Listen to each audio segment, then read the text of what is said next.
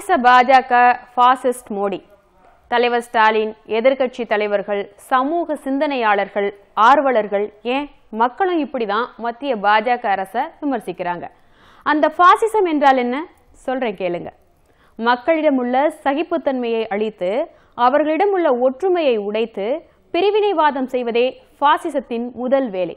பாஜக ஆட்சியில் இதற்கான உதாரணம் மாட்டுக்கறி உண்பவர்களை கொல்வதும் ஹிந்துத்துவா பற்றாளர்கள் அப்படிங்கிற பேரில் வன்முறை கும்பலை உருவாக்குவதும், சிறுபான்மையினர்களை, அரசு திட்டங்களுக்கு எதிர்ப்பு தெரிவிக்கும் மக்களை, இடதுசாரி சிந்தனையாளர்களை ஹிந்துத்துவா கும்பல் தேச துரோகிகள் அப்படின்னு முத்திரை குத்தும். பின் கலவரங்களை உண்டாக்கி அவர்களை கொன்றளிக்கும். சில நேரங்களில் அரசே தன் மக்களை சுட்டுக்கொள்ளும். இதற்கு உதாரணம் தூத்துக்குடி துப்பாக்கிச்சூடு. பாசிசத்துக்கு தன் மக்களின் வளர்ச்சி பிடிக்காது. அதிக வேலை வாய்ப்புகளை ஏற்படுத்தி தரும் உள்நாட்டு தொழில்களை அழிச்சிட்டு வரிச்சலுகைகள் கொடுத்து கார்ப்பரேட் மற்றும் வெளிநாட்டு மூலதனத்தை வரவேற்கும். இதற்கு உதாரணம் பண மதிப்பிழப்பு ஊழலிலிருந்து மீண்டு வருவதற்குள் ஜிஎஸ்டியை அமல்படுத்தி சிறு குறு தொழில்களை அடியோடு அழியச் செய்தது.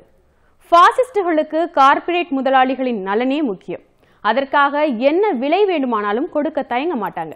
விஜய் மல்லையா, நீரவ் மோடி, மெகுல் சோக்சி போன்ற கார்ப்பரேட் கொள்ளைக்காரர்களுக்கு பல ஆயிரம் கோடிகளை கடன் கொடுத்து தப்பிக்க விட்ட மத்திய அரசு தனது சொந்த நிறுவனமான பிஎஸ்என்எல்க்கு கடன் உதவி கொடுக்காமல் முடக்க நினைப்பது இதற்கு உதாரணம்.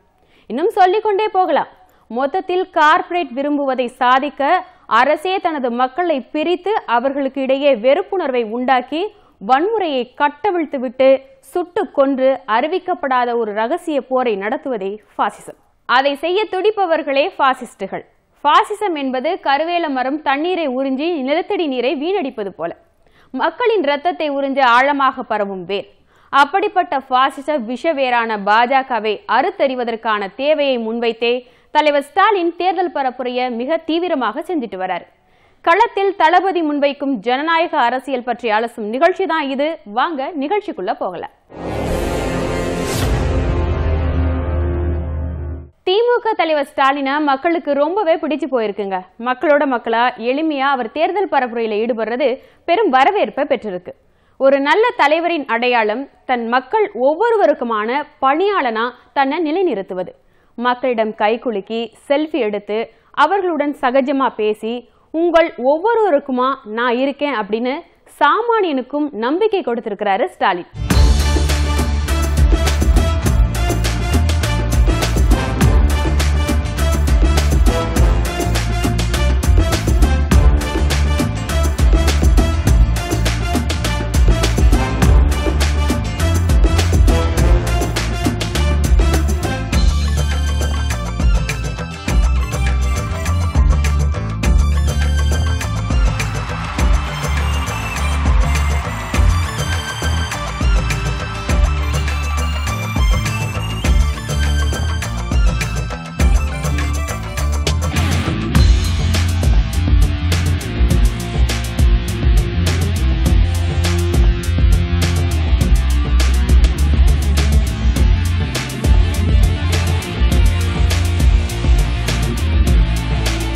பெரிதும் எதிர்பார்க்கப்பட்ட காங்கிரஸ் கட்சியின் தேர்தல் அறிக்கை இந்த வாரம் வெளியானது.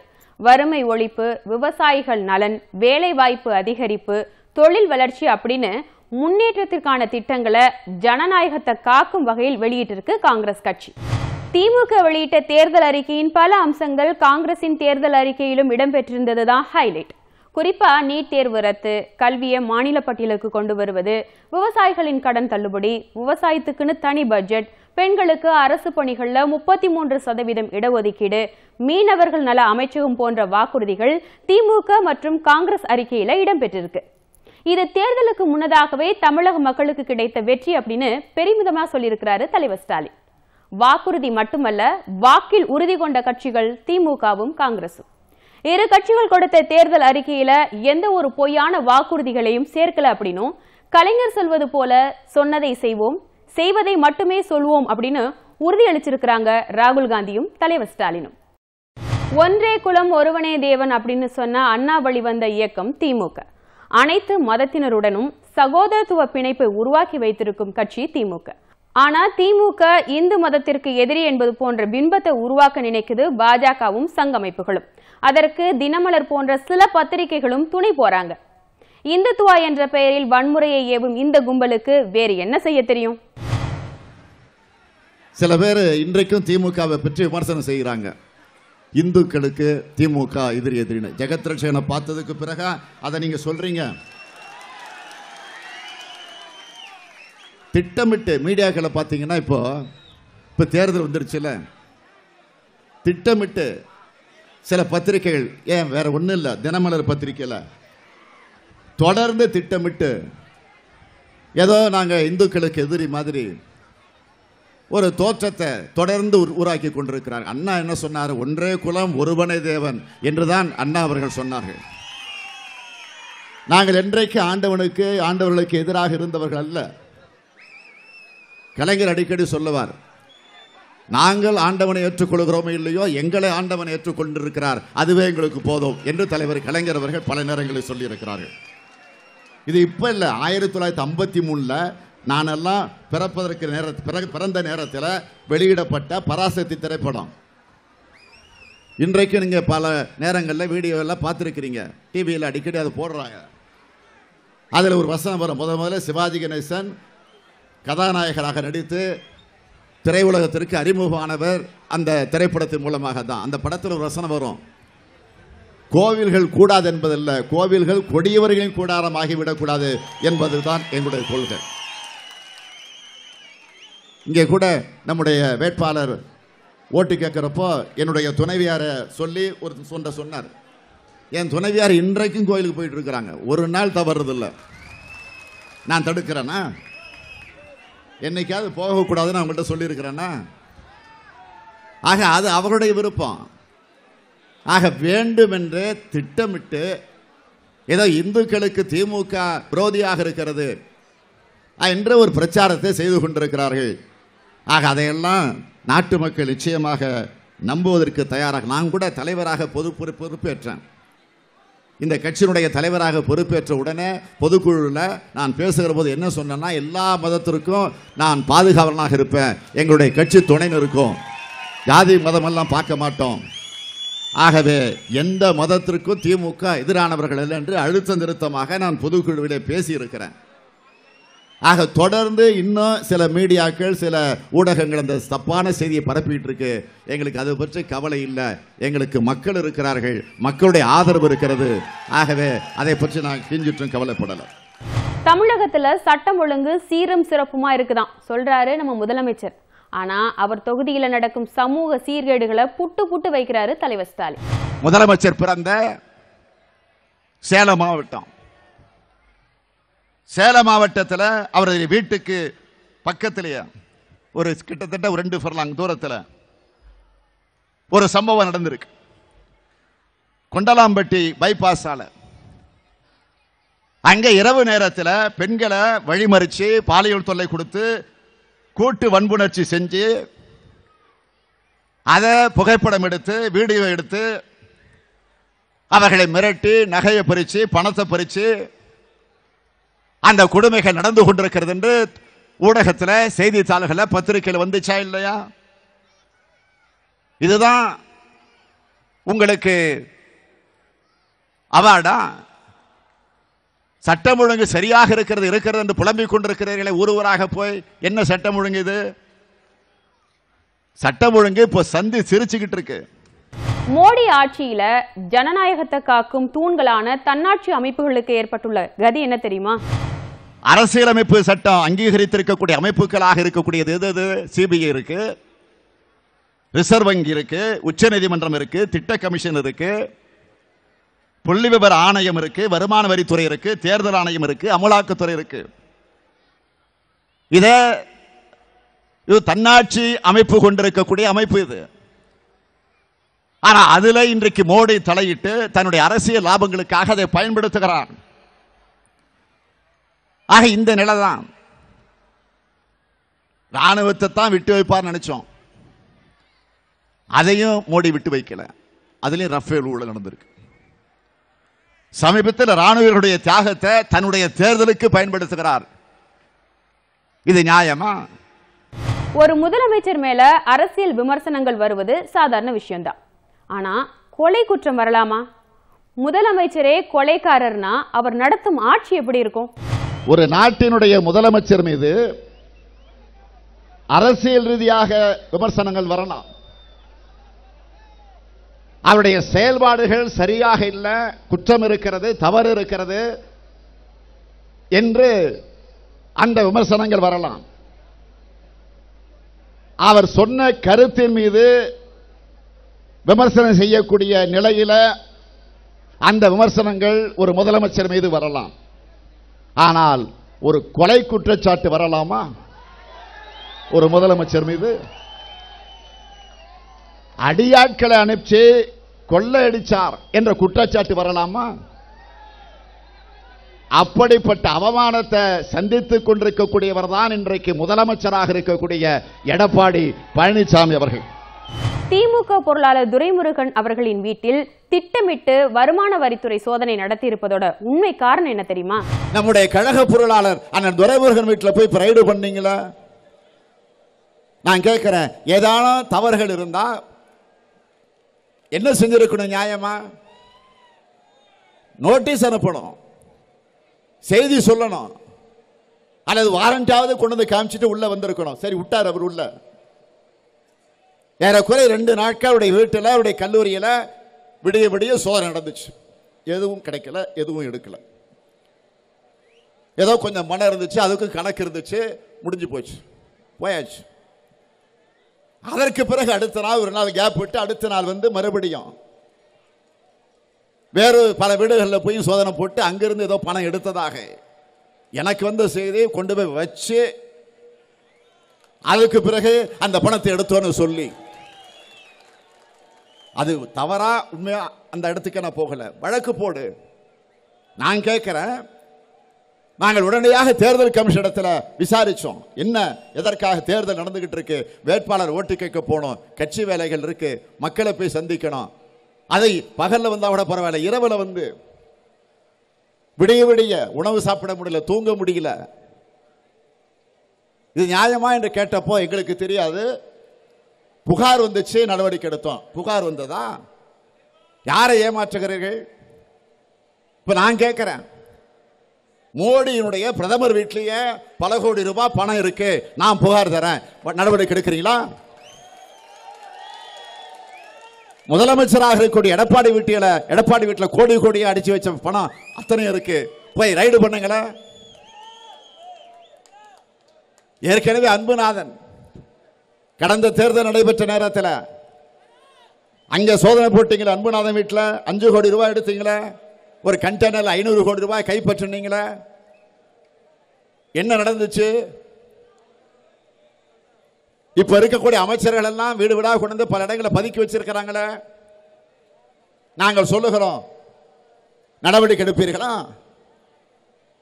ஆக வேண்டும் என்று திட்டமிட்டு என்ன காரணம் அதற்கு பிறகுதான் நாங்கள் தெரிந்து கொண்டோம். இப்போ வேலூர் நாடாளுமன்ற தேர்தலை நிறுத்தக்கூடிய ஒரு சூழ்நிலை வருமா செய்தி வந்துகிட்டு இருக்கு. ஆக அதை நிறுத்துவது முக்கியம் இல்லை அவர்களுக்கு. அதை நிறுத்துகிற போது அந்த நாடாளுமன்ற தொகுதிக்கு உட்பட்டு இருக்கக்கூடிய 2 தொகுதிகள், சட்டமன்ற இடைத்தேர்தல் நடக்கிற தொகுதிகள், குடியாத்தம், ஆம்பூர். ஆக 18 தொகுதிகளில் திமுக வெற்றி பெற்று விட்டால் நாம் ஒரு நிமிஷம் கூட ஆட்சியில் இருக்க முடியாது என்பது அவளுக்கு தெரிஞ்சிருச்சு. ஆகவே அந்த எண்ணிக்கையை குறைக்க திட்டமிட்டு செஞ்சிருக்கக்கூடிய வேலை இது, சதி. அதற்கு தேர்தல் கமிஷன் உடனடியாக இருக்க போகிறதா என்பதுதான் எங்களுடைய கேள்வி. நாடு என்பது அனைவருக்கும் சொந்தமானது. மதம் ஒவ்வொருவரின் தனிப்பட்ட விருப்பம். ஆனா இந்த 2ஐயும் தன் சொந்த லாபத்துக்காக பயன்படுத்துறாரு மோடி. சில நாட்களாக அவர் மதத்தின் பெயரை சொல்லி, நாட்டின் பெயரை சொல்லி ஆட்சிக்கு வந்து விடலாமா என்ற அந்த திட்டத்தை இப்பொழுது போட்டுக் கொண்டிருக்கிறார். தேசபக்தி என்பதை மோடியோ மோடியினுடைய கூட்டமோ மொத்த குத்தைக்கு எடுத்துடல. மத உணர்வோ பக்தியோ அதனையும் மோடியோ மோடியினுடைய கூட்டமோ மொத்த குத்தைக்கு எடுத்துடல. நாடு என்பது அனைவருக்கும் சொந்தமானது. மதமும் கடவுளும் அவரவர் தனிப்பட்ட விஷயத்தை சார்ந்தது. இந்த ரெண்டையும் தன்னுடைய சொந்த அரசியல் லாபத்திற்காக அவர் பயன்படுத்த முயற்சிக்கிறார். அப்படி செய்வது நாட்டுக்கு செய்யக்கூடிய மிகப்பெரிய துரோகம். ஏன் மதத்திற்கு செய்யக்கூடிய மிகப்பெரிய துரோகம். உண்மையில் இவர்கள்தான் தேச விரோதிகள், இவர்கள்தான் மத விரோதிகள் என்று நான் பகிரங்கமாக குற்றம் சாட்டுகிறேன். எனவேதான் நாம் மோடியை எதிர்க்கிறோம். நீங்க தலைகீழா நில்லுங்க, ரோட்ல படுத்து உருளுங்க, ஆனா தாமரை மலரவே மலராது அப்படின்னு நான் சொல்லலைங்க, தலைவர் ஸ்டாலின் சொல்றாரு. திராவிட முன்னேற்ற கழகம் தலைமையில் அமைந்திருக்கக்கூடிய இந்த மதச்சார்பற்ற கூட்டணி ஒரு மிகப்பெரிய வெற்றியை பெறப்போகிறது. அதிலே குறிப்பா தமிழ்நாட்டில பாரதிய ஜனதா கட்சியின் சார்பில் இருக்கக்கூடியவர்கள் தோற்பது மட்டுமல்ல, டெபாசிட் இழக்கப் போகிறார்கள் என்ற செய்தி உளவுத்துறையின் மூலமாக மோடிக்கு போயாச்சு. அதுதான் உண்மை. அதனால திசை திருப்புவதற்காக ஏதேனும் ஒரு கலவரத்தை ஏற்படுத்துவதற்கான நிலையிலே தான் இன்றைக்கு அவர்கள் ஈடுபட்டிருக்கிறார்கள். தவிர நிச்சயமாக சொல்றேன், உறுதியா சொல்றேன், நீ தலைகீழ நின்றாலும் ரோட்ல உருண்டு பரண்டாலும் தமிழ்நாட்டில் தாமரை மலராது மலராது. மோடிய கோ பேக் மோடின்னு சொன்ன முதல் மாநிலமே தமிழ்நாடு தானே. அதற்கு பிறகுத்தான மற்ற மாநிலங்கள்ல அது பரவுச்சு.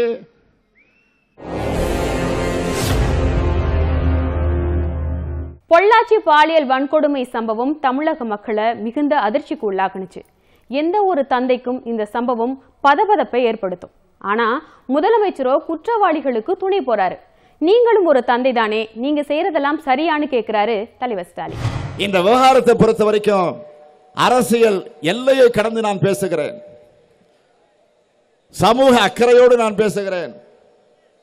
பெண்களுடைய நலனுக்காக நான் பேசுகிறேன். இன்னும் சொல்லட்டுமா, ஒரு தந்தையாக நின்று பேசுகிறேன்.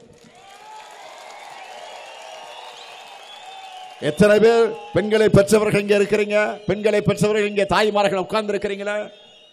நான் கேட்கிறேன், எடப்பாடிக்கு பெண் குழந்தை இல்லையா? பொள்ளாச்சி ஜெயராமனுக்கு பெண் குழந்தை இல்லையா? அந்த குடும்பத்தில் இப்படி ஒரு சோக நிகழ்ச்சி ஏற்பட்டு இருந்தா எப்படி துடிதுடித்து போயிருப்பாங்க? தற்கொலை செய்து கொண்டு மாண்டு போயிருப்பாங்களே. ஆக இந்த 200க்கு மேற்பட்டு இருக்கக்கூடிய இந்த பெண்களுடைய பெற்றோர்களுடைய நிலைமையை கொஞ்சம் எண்ணி பாருங்க. ஆக ஒரு தந்தையாக இருந்து உங்களுக்கு அந்த பெண்களுக்கு, இந்த 200க்கு மேற்பட்டு இருக்கக்கூடிய பாதிக்கப்பட்டு இருக்கக்கூடிய இந்த பெண்களுக்கு செய்யப்பட்டிருக்கக்கூடிய இந்த அநீதிக்கு நிச்சயம் வரக்கூடிய திராவிட முன்னேற்ற கழக ஆட்சியின் மூலமாக நீதி கிடைக்கும் என்ற அந்த உறுதியை நான் இந்த கூட்டத்தில் தெரிவிக்க விரும்புகிறேன். தமிழ்நாட்டில் ஆண்டுக்கு 35,000 போராட்டங்கள் நடக்குதுன்னு பெருமையா சொல்றாரு முதலமைச்சர் எடப்பாடி. ஏங்க இதெல்லாம் உங்களுக்கு பெருமையா? அவமானம்னு சொல்றாரு தலைவர் ஸ்டாலின். எடப்பாடி சொல்லுகிறார், இந்த ஆட்சியில தொடர்ந்து போராட்டம் நடக்குது. கணக்கு போட்டு வச்சிருக்கிறாரு. 35,000 போராட்டம் நடந்திருக்கான் அவங்க ஆட்சி காலத்தில். ஆக அதையெல்லாம் நாங்க சந்திச்சிட்டு இருக்கிறோம் என்று அதை பெருமையா பேசுறாரு. அது பெருமையா? எதற்காக போராட்டம் நடக்குது? பொழுதுபோக்குக்கா? அவங்க பிரச்சனைகள் எடுத்து சொல்லி, அவங்களுக்கு இருக்கக்கூடிய குறைபாடுகள், அவங்க அனுபவித்துக் கொண்டிருக்கக்கூடிய கொடுமைகள், விவசாயிகள் ஒரு பக்கம், நெசவாளர்கள் ஒரு பக்கம், ஆசிரியர்கள் ஒரு பக்கம், அரசு ஊழியர்கள் ஒரு பக்கம், மாணவர்கள் ஒரு பக்கம், இப்படி எல்லா தரப்பு மக்களுமே தொடர்ந்து போராடுகிற அவர் கணக்குப்படியே 35,000க்கு மேற்பட்ட போராட்டங்களை நான் சந்தித்துக் கொண்டிருக்கிறேன் என்று சொல்லுகிறார். என்று சொன்னால் இதை விட இந்த ஆட்சிக்கு மோசமான சர்டிபிகேட்டை நாம் அல்ல அவரே சொல்லி இருக்கிறாரா இல்லையா? இதை கூட அவர் புரிஞ்சுக்க முடியலன்னா இந்த சராசரி அறிவு கூட முதலமைச்சர் எடப்பாடிக்கு இல்லையே என்பதுதான் எனக்கு இருக்கக்கூடிய கவலை. திமுக மேல அதிமுகவுக்கும் பாஜகவுக்கும் திடீர்னு கொஞ்சம் கோபம் அதிகமாயிடுச்சு. காரணம் என்ன தெரியுமா? நம்முடைய திமுக மீது அதிகமான கோபம் வந்திருக்கு. இப்போ கடந்த 29ஆம் தேதியிலிருந்து நம்ம மீது அதிகமான அளவுக்கு கோபத்தை இப்ப பாய்ச்சிக்கிட்டு இருக்கிறாங்க. வேற ஒண்ணும் இல்லை. இதற்கு 3 காரணங்கள் தான். என்ன காரணங்கள் என்றால், முதல் காரணம் ராகுல் காந்தி அவர்களை பிரதமர் என்று முதலா தமிழ்நாட்டு மக்களின் சார்பில் திமுகவின் சார்பில் நான் அறிவித்தேன். அது முதல் காரணம். இரண்டாவது காரணம், இந்தியா முழுவதும் கருத்து கணிப்பில், இந்த தேர்தலை பொறுத்த வரைக்கும், இந்த நாடாளுமன்ற தேர்தலை பொறுத்த வரைக்கும் கருத்து கணிப்பில் இந்திய அளவில் காங்கிரஸ் கட்சி அல்லது பிஜேபி என்று மாறி மாறி கருத்துக்கள் வருது. ஆனால் தமிழ்நாட்டை பொறுத்தவரையில் திமுக தான், திமுக தலைமையில் இருக்கக்கூடிய அணிதான். காங்கிரஸ் தான் நீட் தேர்வை கொண்டு வந்ததுன்னு குற்றம் சாட்டுறாங்க. ஆனா அந்த கட்சி எந்த மாநிலத்திலையும் அதை திணிக்கல. திமுக ஆட்சியில் இருந்த வரைக்கும் நீட் தேர்வு தமிழக எல்லையை கூட தொட முடியலங்கிறது தான் உண்மை. நாமெல்லாம் மகிழ்ச்சி அடையக்கூடிய வகையில் திராவிட முன்னேற்ற கழகத்துடைய தேர்தல் அறிக்கையில் நாம் சொல்லி இருந்தோம், நீட் தேர்வை நாங்கள் பொறுப்புக்கு வந்தால் ரத்து செய்வோம் என்று. உடனே எல்லோரும் என்ன சொன்னார்கள் தெரியுமா? மற்ற கட்சியை சார்ந்தவர்கள், எதிர்கட்சியில் இருக்கக்கூடியவர்கள், நீட் தேர்வை கொண்டு வந்தது காங்கிரஸ் கட்சி தானே, அப்போ திமுக கூட்டணியில் இருந்துச்சு என்று சொன்னார்கள். ஒரு உண்மையை நீங்க தெரிஞ்சுக்கணும். காங்கிரஸ் கட்சி கொண்டு வந்திருந்தாலும் திராவிட முன்னேற்ற கழகம் அதை தமிழ்நாட்டிற்குள் கொண்டு வர அனுமதிக்கல. அதையும் தாண்டி கலைஞர் அவர்கள் முதலமைச்சராக இருந்தபோது அதற்காக நீதிமன்றத்திற்கு சென்று வழக்கு போட்டார். திமுக இருக்கிற வரையில நீட் தமிழ்நாட்டு எல்லைக்குள்ள வர முடியல. ஆனால் அதிமுக ஆட்சி வந்ததற்கு பிறகு வந்துச்சு. ஆக வந்ததற்கு பிறகு அதை எதிர்க்கிறோம். தேவையில்லை, விதிவிலக்கு வேண்டும் என்று கேட்கிறோம். நீங்கள் உள்ளே நுழைய விட்டது நீங்கள். அது நுழைந்ததற்கு பிறகு அதற்கு தேவையான அடிப்படை கட்டமைப்புகளை ஏற்படுத்தி கொடுத்திருக்கக்கூடியவர்கள் நீங்கள். அதை வேண்டாம் என்று சட்டமன்றத்தில் தீர்மானம் போட்டு அனுப்பியதை கூட டெல்லிக்கு சென்று அழுத்தம் தராதவர்கள் நீங்கள். அடுத்த ஆண்டு நீட் தேர்வுக்கான ஆயத்த பணிகள்ல இந்த அரசு முழுமையாக ஈடுபட்டு இருக்கிறது. அதற்கான பணிகளை எல்லாம் தொடர்ந்து செய்து கொண்டிருக்கிறது என்ற ஆதாரம் பூர்வமான செய்தி வந்து கொண்டிருக்கு. ஆக அதை தடுத்து நிறுத்த அருகதை இல்ல, துப்பு இல்ல, துரும்பு இல்ல, யோகிதை இல்ல. ஆனால் உங்களுடைய தேர்தல் அறிக்கையில இன்றைக்கு நீங்கள் சொல்லி இருக்கிறீர்கள் சொன்னால் யாரை ஏமாற்ற? மத்தியில் திமுக அங்கம் வகிக்கும் காங்கிரஸ் ஆட்சி அமைந்தவுடன் கரூர் நகரம் சர்வதேச தரத்துக்கு உயரப்போகுது. கரூருக்கு திமுக அறிவித்துள்ள திட்டங்கள் என்ன தெரியுமா?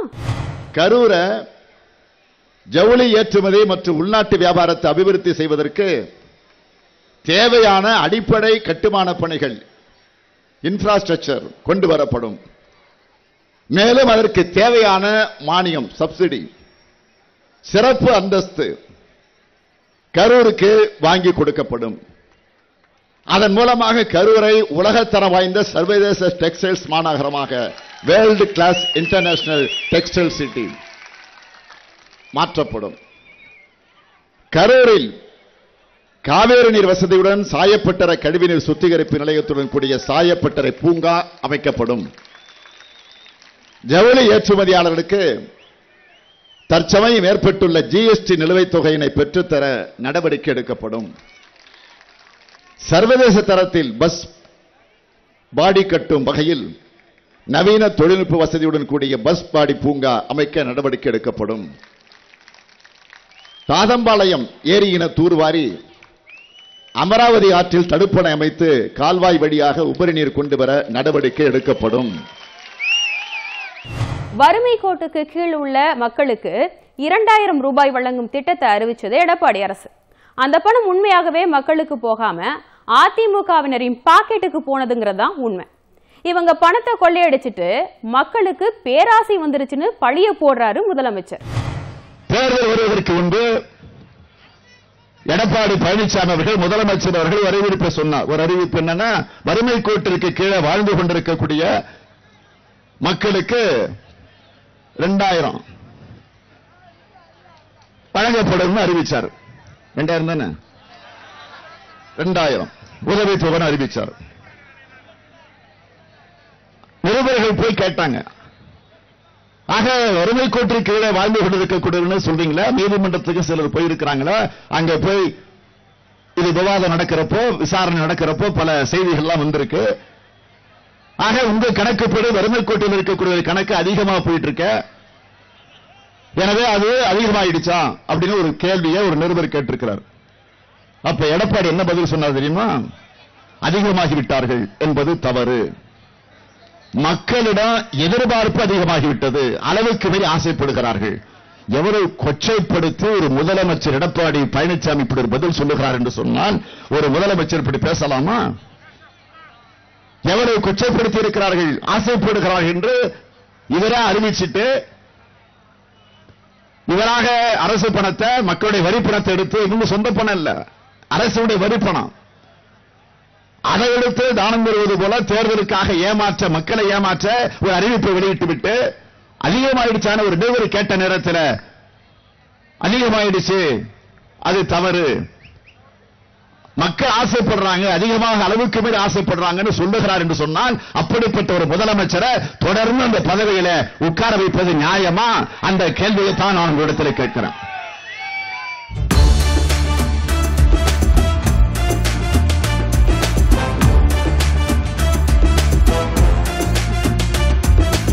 அப்பா என்ன கூட்டம் பாத்தீங்களா? மக்களின் எண்ண ஓட்டம் திமுக பக்கம் இருக்கிறது இதுல இருந்தே தெரிஞ்சிருக்கும்.